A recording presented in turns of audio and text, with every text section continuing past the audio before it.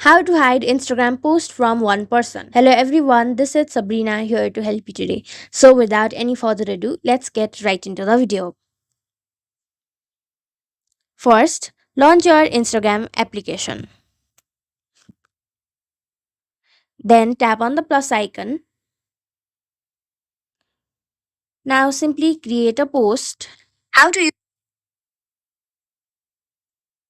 tap on the next button and now in audience tap on it and simply go to close friend, select OK and add all the people from except the one that you do not want them to see in your close friend and post it, or you can also restrict the person that you want to hide your Instagram post from, or simply remove them as your follower, and that will disable them to see your post. So that's how we do it.